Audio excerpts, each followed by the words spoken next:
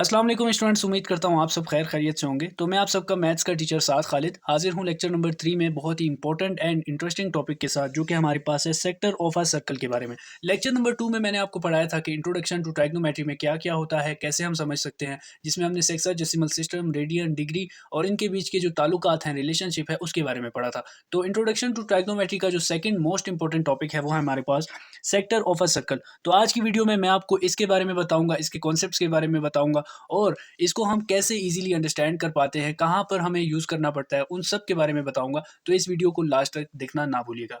तो हमारे इस टॉपिक का सेक्टर ऑफ सर्कल को समझने से पहले कुछ कॉन्सेप्ट्स हैं, अगर वो आपको समझ आ जाए तो ये टॉपिक आपके लिए इजी होगा। तो सबसे पहले हम बात करेंगे आर्क के बारे में। जैसा कि ये मैंने सर्कल ड्रॉ किए हैं, तीन सेम शेप के राउंडेड शेप हैं। अब देखें, अगर सर्कल में दो पॉइंट्स हैं हमारे पास, ए और बी, ये जो पॉइंट है हमारे पास, ये जो इलाका है सर्कल का, ये जो एरिया है सर्कल का, इसको हम कहते हैं आर्क। ये लेक्चर नंबर 2 में भी मैंने आपको बताया था। आर्क की डेफिनेशन हमने लिखी है यहाँ पर, a part of circumference of a circle. Circle की सर्कमफ्रेंस का एक हिस्सा जो कि दो पॉइंट्स के ऊपर मुश्तमिल हो, उसे हम कहते हैं आर्क। सेकंड इंपॉर्टेंट टॉपिक है सेगमेंट का, कि सेगमेंट क्या होती है। अगर इन्हीं आर्क पे आप एक लाइन को ड्रॉ कर देते हैं तो इट बिकम्स अ सेगमेंट। तो सेगमेंट क्या होती है? A part of the circle bounded by an arc is called segment of a circle.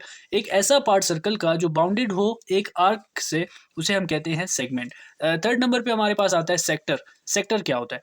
अगर ये जो इनिशियल पॉइंट है सर्कल का, ये जो ओरिजिन है, अगर इस ओरिजिन से यहाँ तक ये जो पूरा एरिया है, ये जो सर्कल का आर्क है और ये जो ओरिजिन से यहाँ तक एरिया है, इस पूरे एरिया को हम सेक्टर कहते हैं। यहाँ पर मैंने सेक्टर की भी डेफिनेशन लिखी है, a part of the circle bounded by two ready. Ready का मतलब होता है रेडियस। अब देखेंगे दो रेडियस हैं, एक ये है, एक ये है। Two radius and one arc, one arc, ये एक आर्क है। एक आर्क से is called sector of a circle. Sector of a circle हमारे पास एक ऐसी चीज है जिसमें हमारे पास दो रेडियस रेडी हों, मीन्स के दो रेडियस हों, और एक आर्क हो। उस एरिया को हम कहते हैं सेक्टर ऑफ अ सर्कल। तो यहाँ तक हमने डिस्कस किया कि आर्क क्या होती है, सेगमेंट क्या होती है एंड सेक्टर क्या होती है। इसके बाद हमारे पास एक इंपॉर्टेंट रूल होता है सेक्टर ऑफ अ सर्कल के अंदर, जिसे हम कहते हैं to establish the rule L is equal to R theta. यहाँ पर जो हमारे पास आर है वो हमारे पास रेडियस ऑफ अ सर्कल है, एल जो है it is the length of the circular arc, and ये जो थीटा है it is the central angle. इसको समझने के लिए मैं आपको इजीली बताता हूँ। अगर ये हमारे पास एक सर्कल है, इसका ये है ओरिजिन, ठीक है, जहाँ से इसका स्टार्टिंग पॉइंट है। यहाँ से हमने दो आर्क्स यहाँ पर ड्रॉ किए, एक है ए टू बी, एक है A to C. A to B को हमने नाम दिया, जाहिर किया एल के, और ए टू सी को हमने जाहिर किया आर के। ये जो एंगल है ए टू बी का, ये है थीटा रेडियन, ठीक है। इसका जो अंदर का एंगल है वो हमें नहीं पता, थीटा रेडियन है। और ए टू सी का जो एंगल है इट इज़ 1 रेडियन, ठीक है।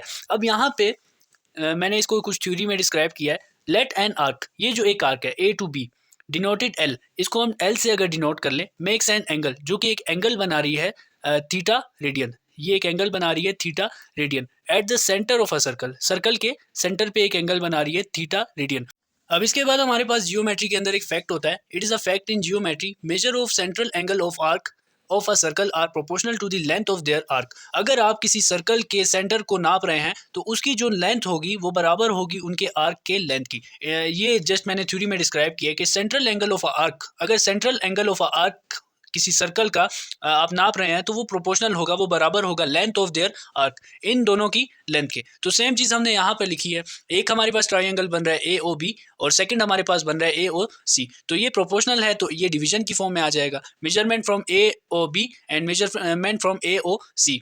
अब इसी चीज़ को हम ऐसे भी लिख सकते हैं, मेजरमेंट ऑफ ये एक आर्क है A to B, it is 1 arc, और ये भी एक आर्क है A to C. Same in दो चीज़ों को हम यूँ भी लिख सकते हैं। अब हमें पता है measurement from A to B ये किसके बराबर है? पाई रेडियन के, और measurement from A to C ये बराबर है 1 रेडियन के। तो इन दोनों की जगह हमने ये चीज़ लिख दी।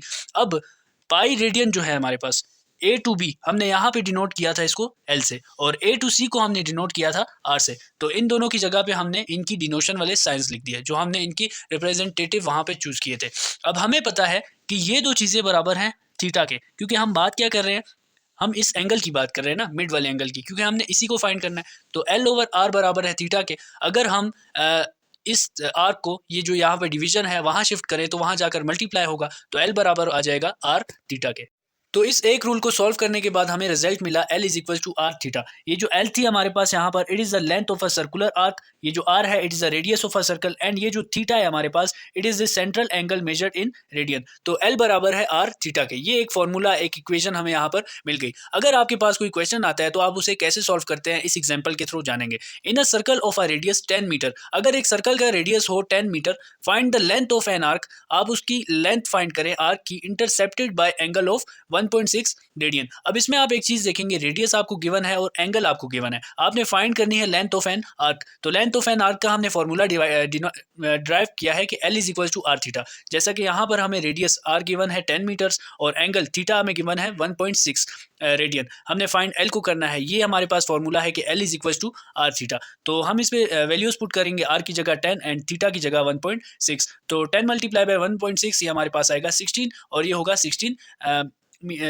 m। तो हमारे पास यहाँ पर जो लेंथ मिली है हमें, लेंथ ऑफ एन आर्क, वो कितनी मिली, 16 मीटर्स। तो ये एक फॉर्मूला हमें मिला है यहाँ से, किस चीज़ का, लेंथ ऑफ एन आर्क के। अब आपके पास अगर रेडियस और एंगल गिवन हो और लेंथ आपको फाइंड करनी है, so you have to choose this formula for this category.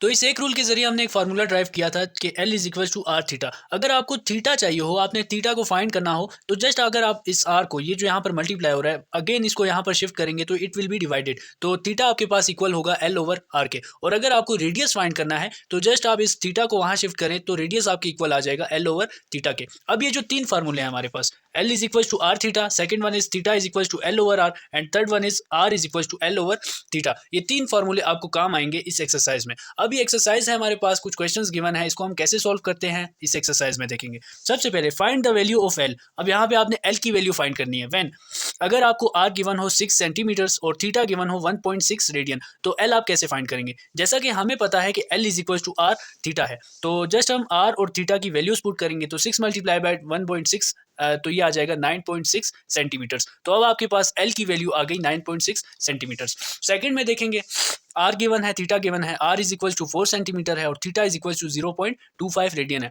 Just formula हमें पता है L is equal to R theta, values को पुट करेंगे, 4 multiply by 0.25, it will be equal to 1 centimetre C, और ये आपका है आंसर। थर्ड में देखेंगे, R गिवन है, थीटा गिवन है, R हमारे पास है 45 सेंटीमीटर्स और थीटा हमारे पास है 60 डिग्री। अब हमें एक चीज़ पता है, यहाँ पर हमें रेडियन गिवन थे, ठीक है, यहाँ पे हमें डिग्री गिवन है। लेक्चर नंबर 2 अगर आपने कंप्लीट देखा है तो उसमें मैंने आपको बताया था कि डिग्री को रेडियन में हम कैसे चेंज करते हैं। जस्ट उसका एक तरीका था कि उसे मल्टीप्लाई करेंगे पाई ओवर 180 से। तो यहाँ पर ये जो 60 है, इसको अगर हम इससे पाई ओवर 180 से मल्टीप्लाई करेंगे तो इट विल बी कैंसल्ड और लास्ट में हमें रेडियन में आंसर मिलेगा पाई ओवर 3 रेडियन। तो अब हमारे पास जो थीटा हुआ वो हुआ पाई ओवर 3 रेडियन। फार्मूला हमें पता है कि L is equal to R theta है, तो जस्ट यहाँ पर हम वैल्यूज को पुट करेंगे। R हमारे पास 45 है और थीटा हमें मिला यहाँ से पाई बाय 3, तो 45 पाई हो जाएगा डिवाइडेड बाय 3।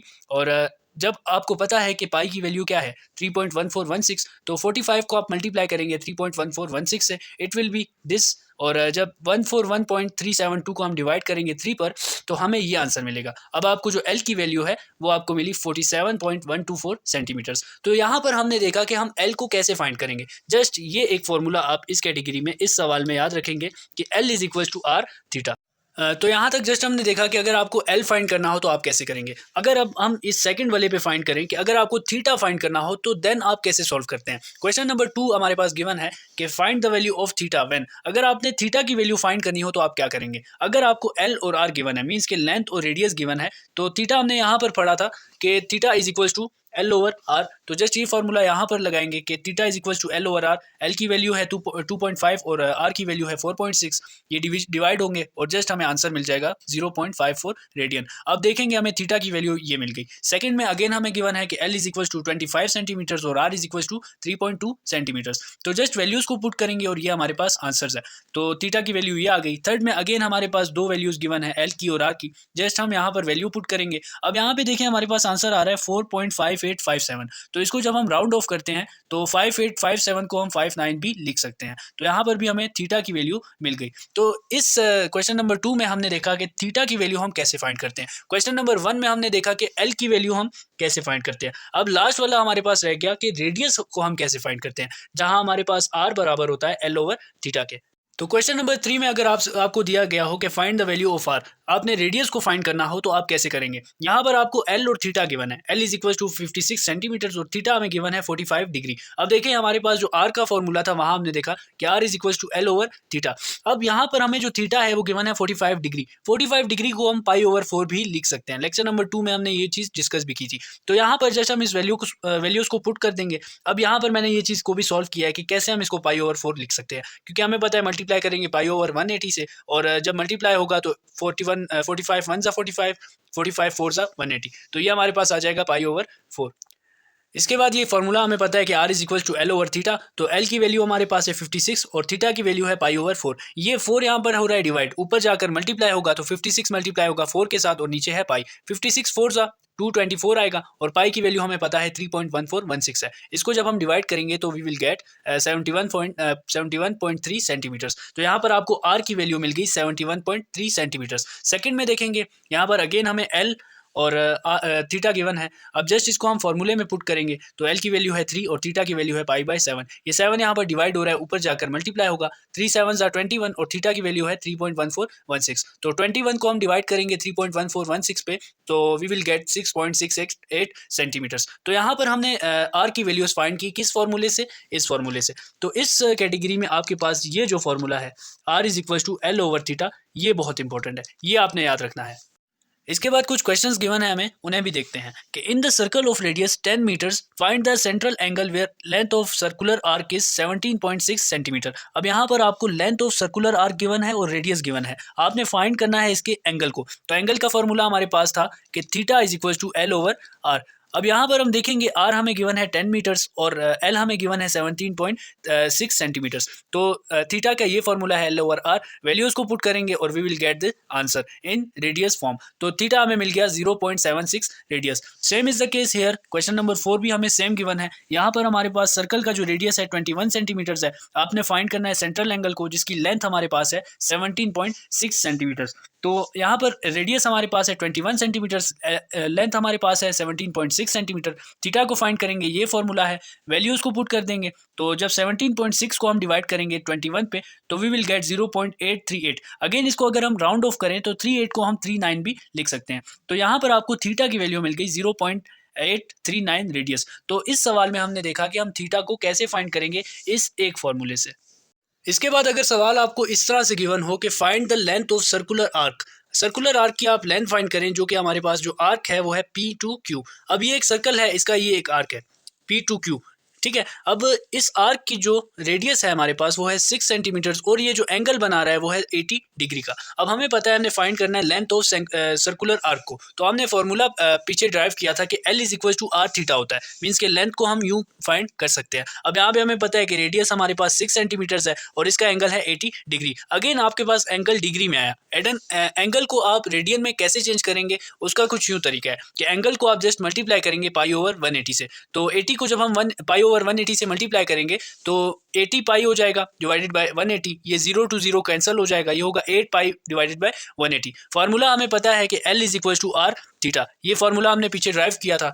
L हमारे पास यहाँ पर क्या है 6 सेंटीमीटर्स और थीटा हमें यहाँ पर क्या मिला 8 पाई डिवाइडेड बाय 180। तो मल्टीप्लाई करेंगे 6 8 ज़ा 48 पाई डिवाइडेड बाय 180। पाई की वैल्यू हमें पता है कि 3.1416 है और जब 48 को इस 3.1416 से मल्टीप्लाई करेंगे तो हम ये आंसर हमें मिलेगा।